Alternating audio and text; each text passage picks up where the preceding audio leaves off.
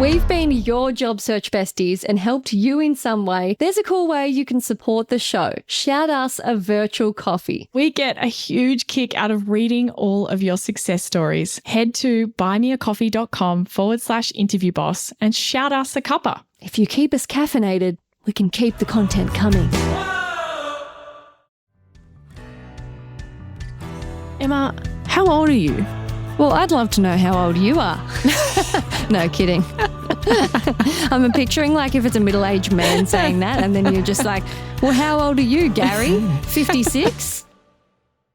Hey everyone, and welcome back to Interview Boss. My name is Emma. I'm a radio journalist who's teamed up with my sister to give you advice, inspiration and support when you're looking for a new job. Sarah is a HR and recruitment professional, and together we're excited to give you all the tips, tricks and behind-the-scenes knowledge to help you in your career.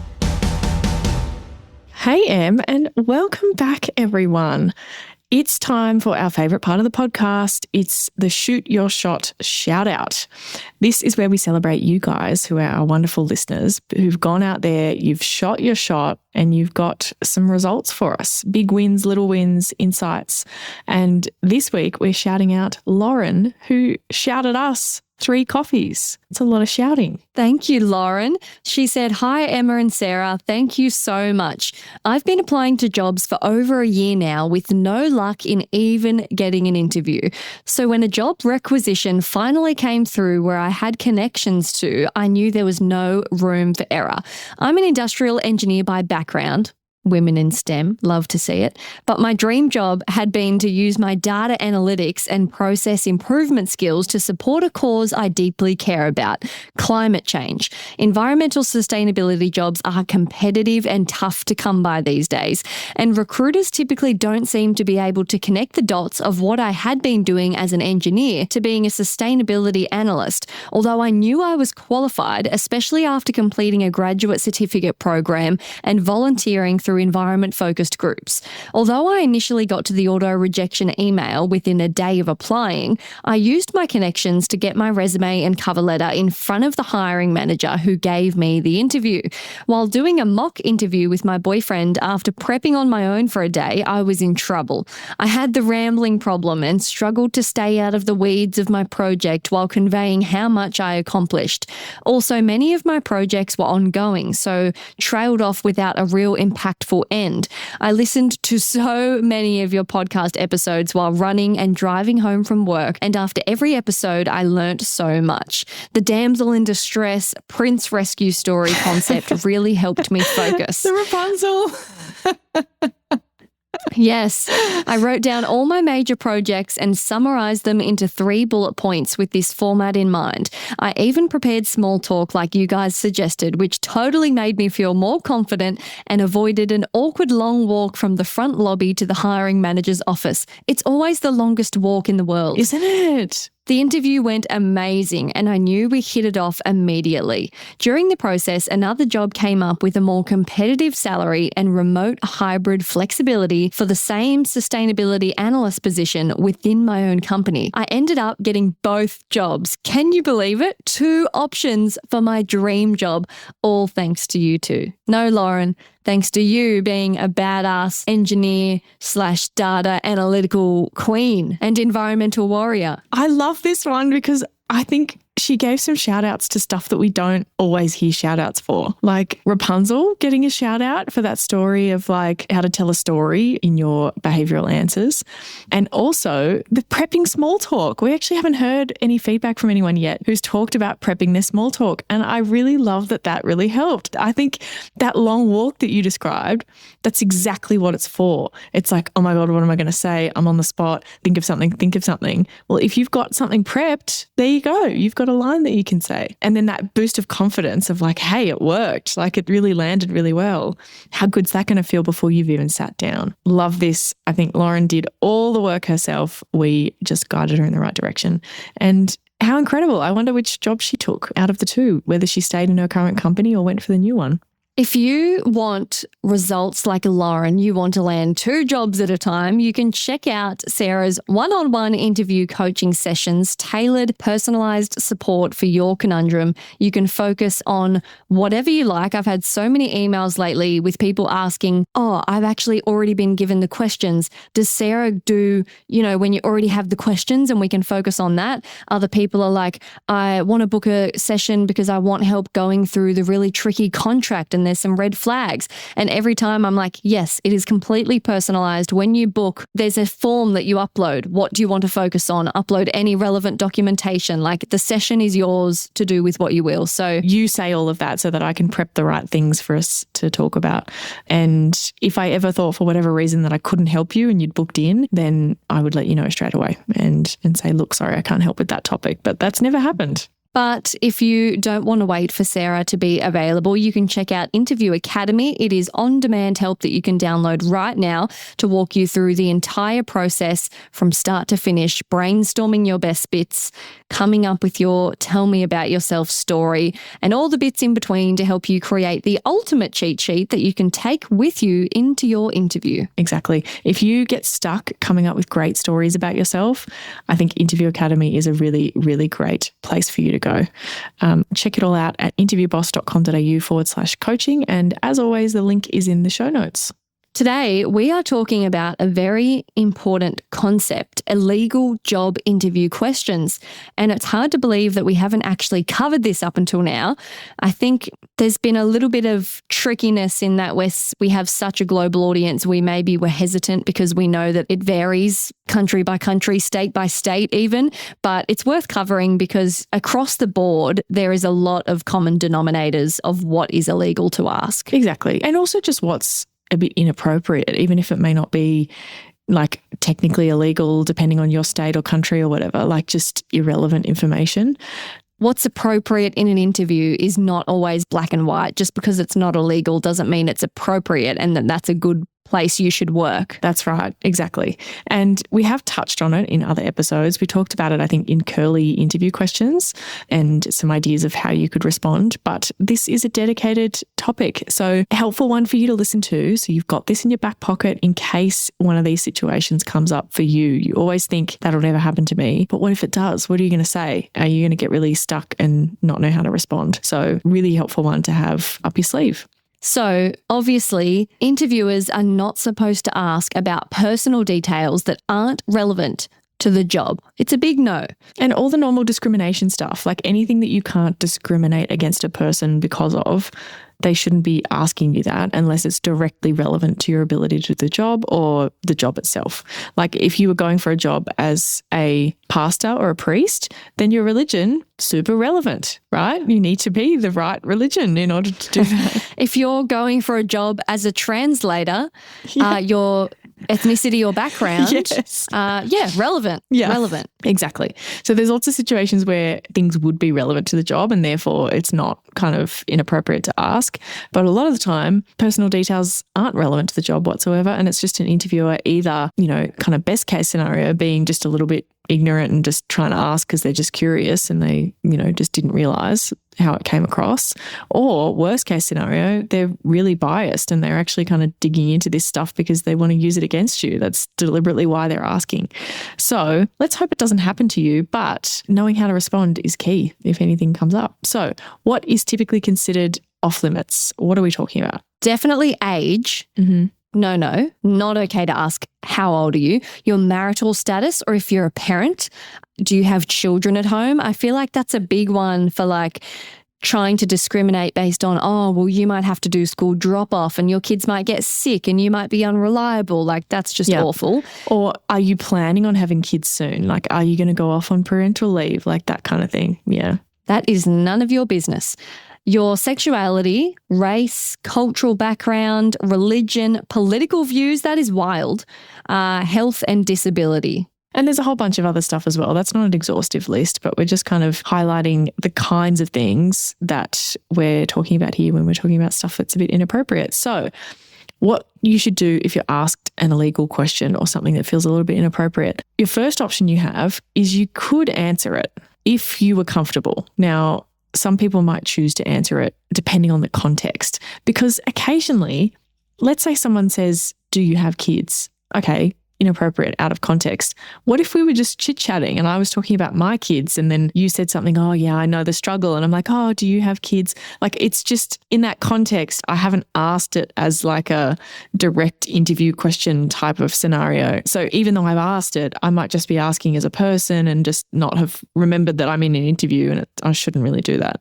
I guess marital status too, if someone mentioned like, I don't know, if they talked about their husband or I don't know, I can see how little things could come up in small talk or. Yeah. Or like, oh, what year did you graduate? Or like just stuff that might come up in general conversation where, yes, technically it is inappropriate for them to have that information or to ask for it. But depending on the context, it might just be contextual kind of chit chat about you. I think you can kind of tell with the delivery and tone and the intent if it seems judgmental or if it's just in passing. And the rest of the conversation as well. Like, were you both sharing things? Like, where has it kind of come from? What were they asking about before that?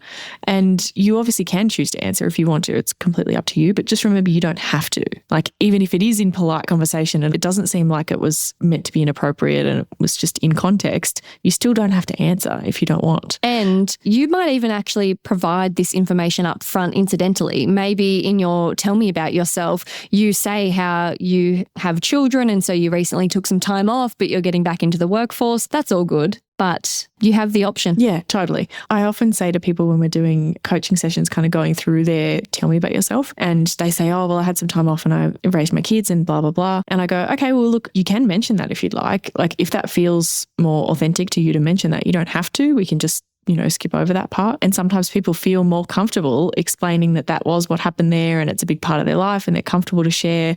Like, it's completely your call on whether you proactively share that stuff. Now, option 2, if you don't want to answer it, what is option 2? Redirect the conversation altogether. You could say something like, I'm happy to discuss my skills and experience for this role. Can you tell me more about what you're looking for in a candidate? You're throwing it back to them. Change the topic. We're not going here. Kind of avoid the question, we're not going there. Yeah. Option 3 is a little bit more forward, I would say. You can push back politely and actually address rather than just avoiding. That's not something I'm comfortable discussing in a job interview, but I'd love to talk about my experience or XYZ. That's so good. I love that one. That definitely feels like the most brave answer, I think. Well, I think number 4 is going to be the most brave, which is you could call it out if you felt like it. Again, based on the context, you might want to use context clues to work out whether it was deliberately considered like they know what they're doing. I believe that's actually an illegal interview question in many places. I prefer to focus on my qualifications. Oh, mic drop. Shut it down. I think this would be a really good answer if you were in a really senior position and you were being interviewed by another really senior person. I can see this going down really well in that context to go, no, you can't ask me that. Well, and also because you're kind of showing that's the kind of leader I am. I'm going to speak up when something's not right. Even when it's hard and it feels like there's a power dynamic here where I'm the vulnerable one who's wanting to prove myself in this interview, but I'm still going to call things out when I see it. And look, hey, that's a risky response because you're kind of getting them offside by saying that they've done something illegal. They're not going to like that, I don't think. Hey, Interview Boss listeners, if the podcast just isn't doing it for you and you need way more help to prep for your next interview, we have the perfect thing for you. Interview Academy. Em, tell us all about it. This is huge. This is the love child of Sarah after doing hundreds of one-on-one coaching sessions, finding out what people struggle with the most, common mistakes. Sarah has created the ultimate course that you can do in your own time, self-paced, heaps of modules, videos, interactive quizzes, a workbook that will become your Bible by the end that you can take with you into your interview, because if you're a long-time listener, you know that we endorse taking notes into your interview. It's a game changer. Check out more about it at interviewboss.com.au/interview academy. In terms of their reactions, it depends how malicious they were intending to be. But what would you say some typical reactions might be? Is it like one of two things where they might go, of course, yep, how about, tell me about this, and they go with it? Or could they kind of double down and be like, well, in this business, we really need commitment. And if you have and like double down on the fact that they really want to know, and in which case, I want nothing to do with this workplace and let's just cut the interview now. Yeah, but that tells you so much about what they would be like to work for.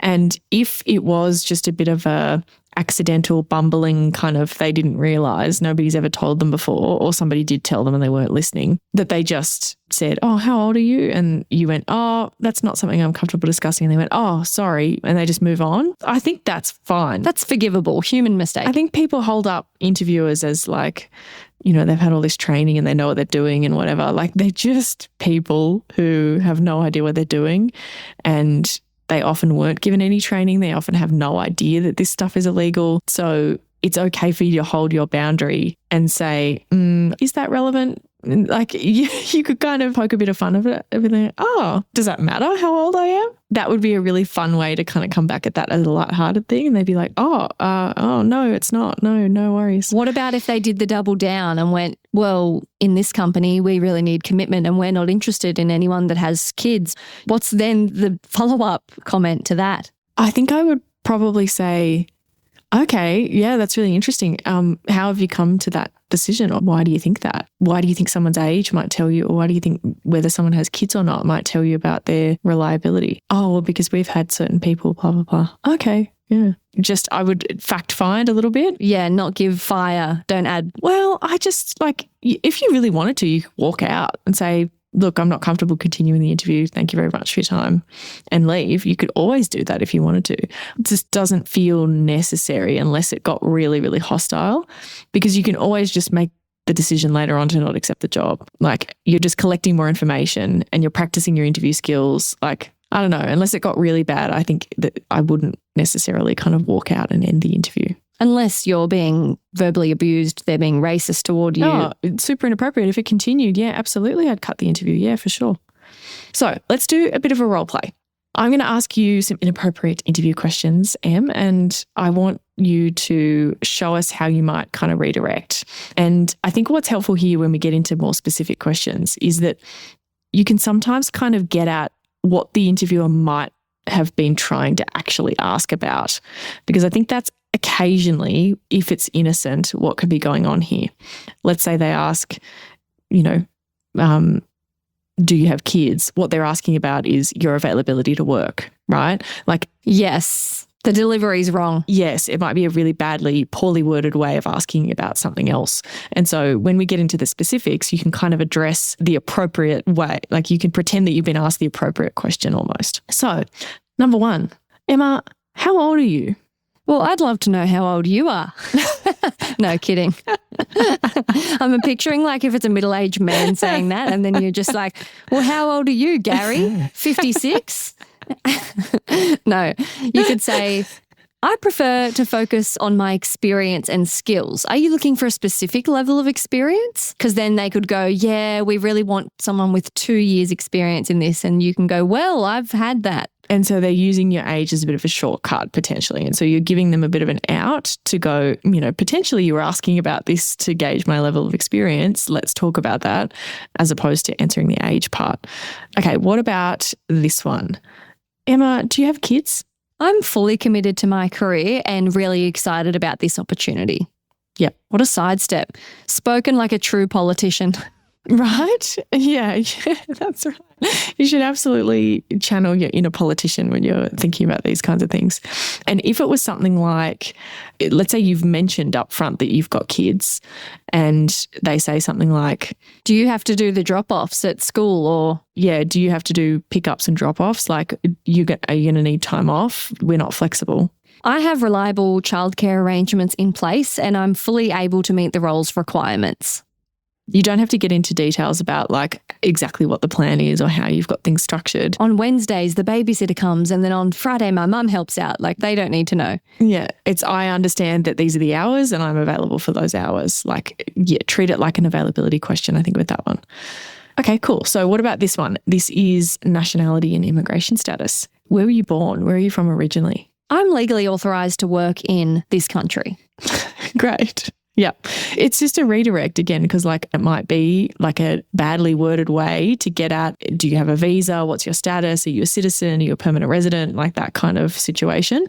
It could also be just a horribly racist question, trying to judge by your accent or the color of your skin or your whatever, where you're actually from. But I think that's a nice way to address it, to go, the relevant part to this role is that I'm allowed to work in this country, or I'm a citizen, or whatever the answer might be. Okay, next one. Religion. What religion do you practice? I prefer to keep personal beliefs separate from my job, but I'm really happy to discuss my professional qualifications. Love. You also had in there, who did you vote for in the last election? If someone asked me that in an interview, I think I would almost laugh. And like, would it be appropriate to go, oh, what a bizarre question to ask? What, can I just ask what the relevance is of that?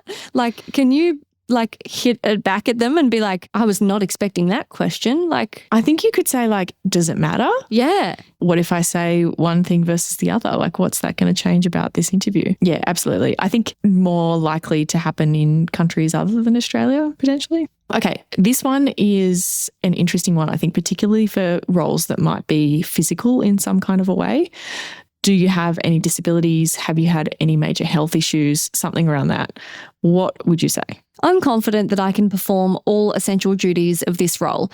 And if you need to, you could say, if I need any accommodations, I'd be happy to discuss them at the appropriate time. Because it's like, I'm not even hired. Why would I go into my potential concerns that you could then hold against me?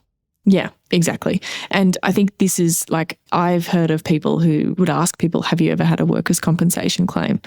Like a workplace injury claim. What is the relevance?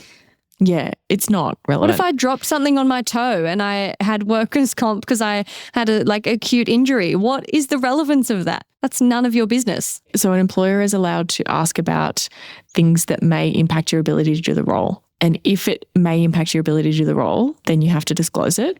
If it won't, then you do not have to disclose it. So there's sometimes forms that you would have to fill out once you got to the like actually being offered the job stage that would say, do you have any illnesses, impairments, disabilities, etc., that may impact your ability to do this role? And what that can be is, okay, I did have this previous injury. Occasionally, if I walk for too long, it might flare up or something like that. But that doesn't happen. It should be fine. Like, you only need to disclose it if it's going to be relevant. For example, if you have a back injury and you're going for a warehouse job where you're going to be bending and lifting, like that's going to be a problem. But you could have diabetes and you have an office job and it doesn't get in the way at all. It's completely managed and irrelevant. That's right. And these things don't have to stop you from getting the role. You can say, yes, I have this back injury, but it is well managed, but there's a chance that it may impact my ability to do the role. And then therefore you have to kind of disclose it, like this role could make it worse, et cetera, et cetera. There's all sorts of rules that you should check up on in your own kind of country or state based on previous injuries and disabilities and aggravating those injuries and all those kinds of things. That's a whole kind of can of worms, I would say. But go back to, what are the requirements of the role? Can you perform them? They don't need to know more than that.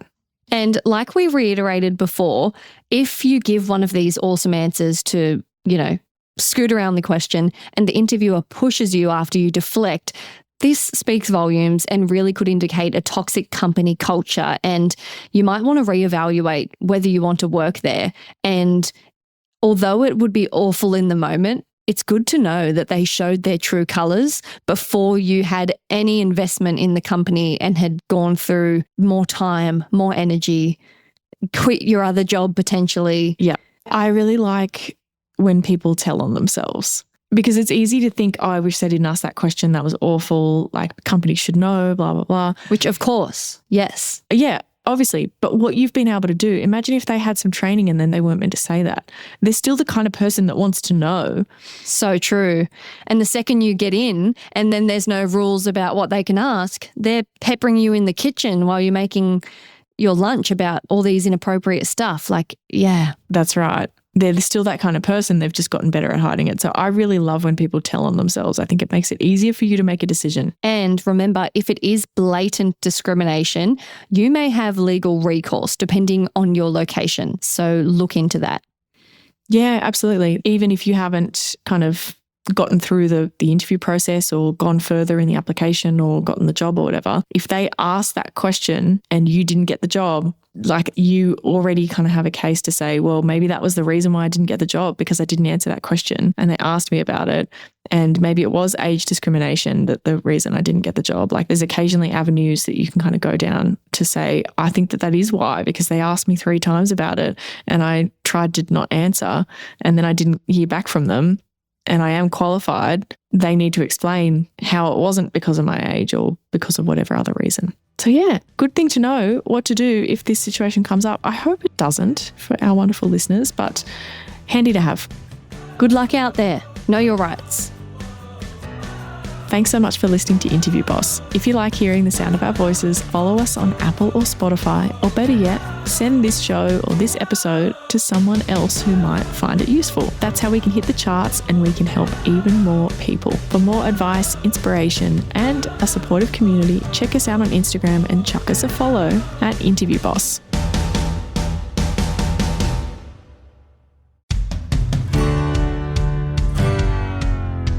Can you believe we started Interview Boss in 2021? Not really. It's insane. That's a lot of episodes and a lot of hours of talking. Oh my gosh, it is. And if you're scrolling through all of our episodes, you might scroll straight past something that you really, really needed. Yes, we're always getting messages from people asking us to do an episode on something, and I'm like, we already have. So we've put together playlists to help you find the episodes that are exactly what you need, suited to your situation. They're all categorized. If you're applying for jobs, we have episodes about resumes, cover letters, job ads. If you've been offered your dream job, we have episodes on resigning, exit interviews, and how to impress at your new company. And we even have a very special playlist that's very popular for if you have an interview coming up immediately and you need just our most recommended hard-hitting episodes between now and then. For all our last-minute listeners. It's all there for you. You can browse by category and check out all the playlists at interviewboss.com.au/podcast.